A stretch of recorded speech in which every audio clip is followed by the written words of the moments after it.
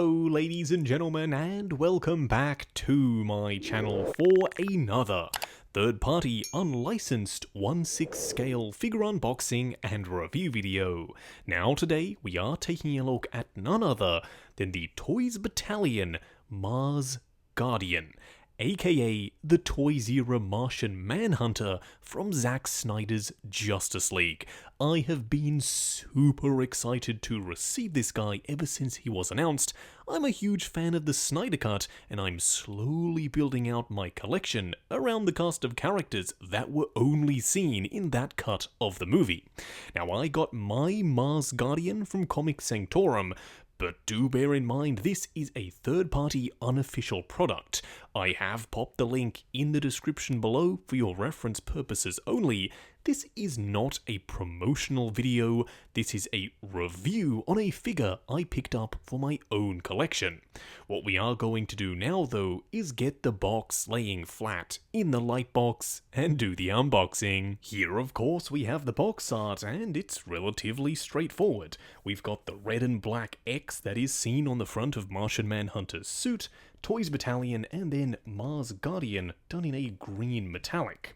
The same thing is printed on the side, and then a silhouetted image of the Martian Manhunter on the back of the box. Now, honestly, I did not expect any figure companies to make the Martian Manhunter from Zack Snyder's Justice League. It's a niche character that was only seen in that one film, and probably is never going to be seen again. But here we have him. First in-hand impressions are relatively positive. There are a few things which we need to discuss on first glance.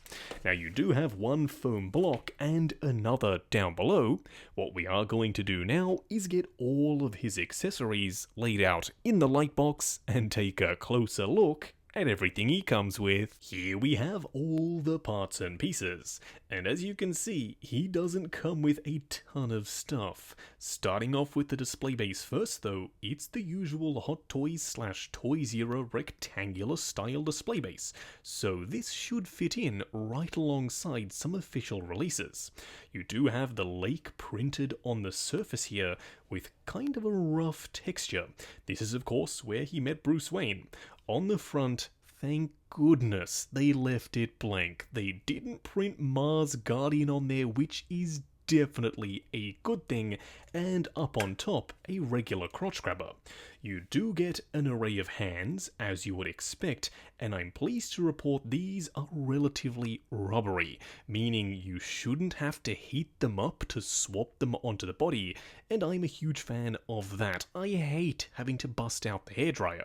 The paint applications are relatively simple, if not a little bit splotchy. You can tell these have been cast in green plastic and then they have been weathered with a wash over the top, although in some instances it hasn't entirely covered the hands. As you can see, there are definitely lighter spots. What we are going to do now though is get the Mars Guardian himself out here and take a closer look. Here we have him standing straight up and down in the light box, no crazy poses or accessories or anything like that. And yeah, that is the Martian Manhunter from Zack Snyder's Justice League. It's everything I was expecting him to be. You do have to kind of be familiar with the company that you are buying into, especially when it's third party. Toys era / Toys Battalion, in this instance, they do pretty consistent work. Usually it consists of a new body if the character demands it, and a rubberized suit. That's exactly what we have here. The suit looks accurate, I like the color and the shape of the body, plus the head sculpt I think is pretty good. What we are going to do now though is take him off the rotating turntable, punch in, and take a closer look at the details. Here we have him up close and personal. Now for the most part, I am pretty happy. You may be sitting there scratching your head, screaming at the screen saying, "Justin, what are you talking about? He's got a long neck, he's got exposed elbow joints. Those are two cardinal sins when it comes to 1/6 scale figures." And yes, I totally understand. For me, I am willing to overlook those two issues, but at the end of the day, who cares what I think? It's down to personal preference.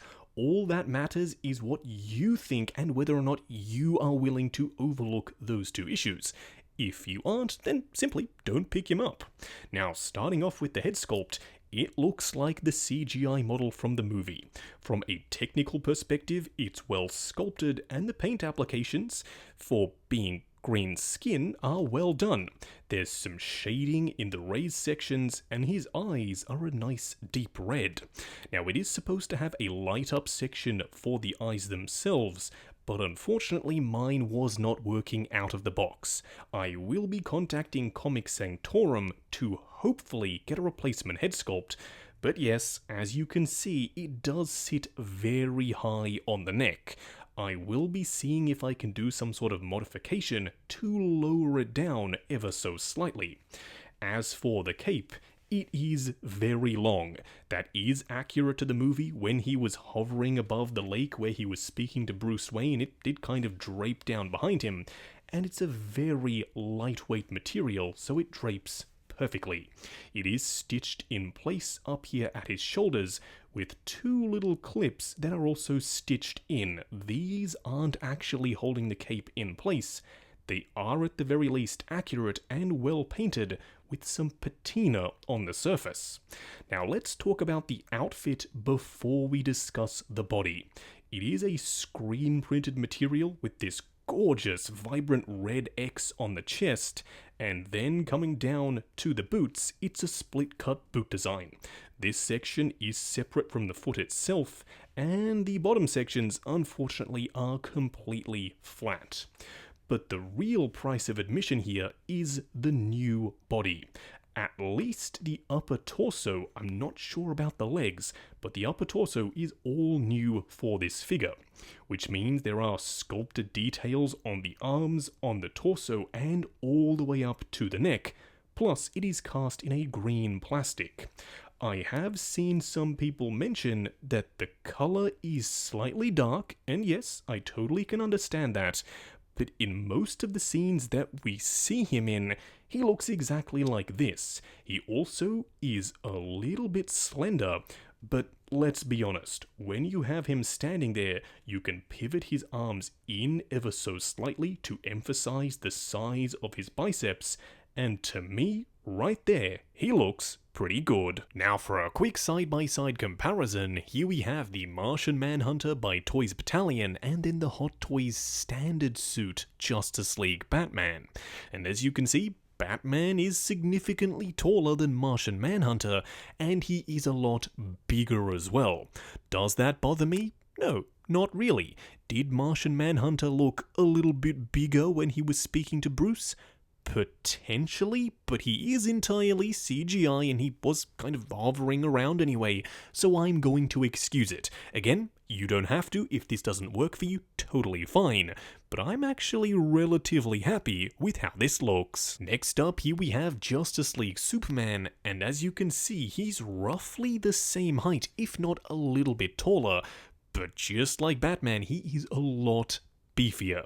Now, seeing as they never shared any screen time together, I don't have a point of reference for whether or not this is super accurate, but once again, just like with Batman, I personally am pretty happy with how this looks. Just going over articulation.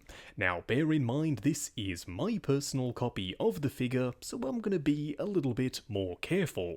I'm sure when you get yours in hand, you can push the joints slightly further than I'm willing to go.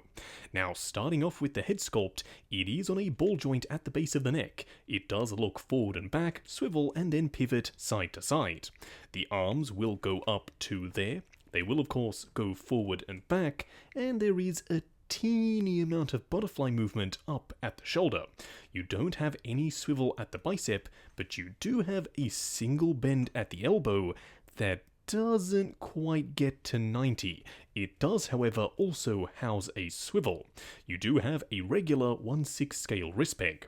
Now, as for the torso, you have a joint at the upper section and another at the waist, crunching forward to there, going back to there, swivel, and then a ton of pivot side to side. The legs will go forward the full way, they will go out to there.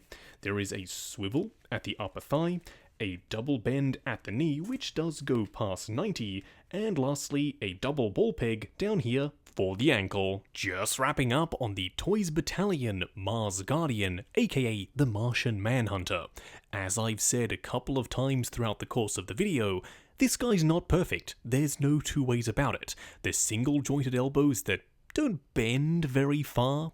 The fact that they are fully exposed joints and the slightly long neck will deter a lot of people.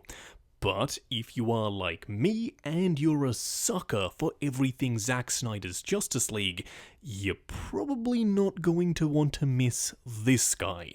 I highly doubt that any other company are going to make this particular character, so for now and for the foreseeable future, this will be your only option. And to be honest, they could have done far worse. In fact, the prototype had fully exposed double-jointed elbows that looked horrible. These single-jointed ones don't give you as much range, granted, but they do look far better, especially when they are bent. They do have that subtle crease there, but not having that big chunk of plastic out of the front where the double joint is definitely a win. The outfit is great, the paint applications on the body and the head sculpt, while relatively simple, are well done, and when you bring all of that stuff together, he starts to become greater than the sum of his parts, and maybe even makes sense for some of you out there. I'll be popping him in the background of my Zack Snyder's Justice League display, and I think he's going to work a treat along with the rest of the side characters from the film. Now, once again, I got mine from Comics Sanctorum, but do bear in mind, this guy is a third-party unlicensed product. That means Toys Battalion, aka Toysera, don't have the intellectual property rights to actually make him. This is an unofficial product. I've popped the link in the description below for your reference purposes only. This is not a promotional video, this is a review on a figure I picked up for my own personal collection. While you are down in the description, check out the link to 6 Scale Network, the Facebook group. Come along, chat figures, share photos of your collection, and of course, see what's coming up next on the channel. Like, comment and subscribe, and we'll catch you in the next video.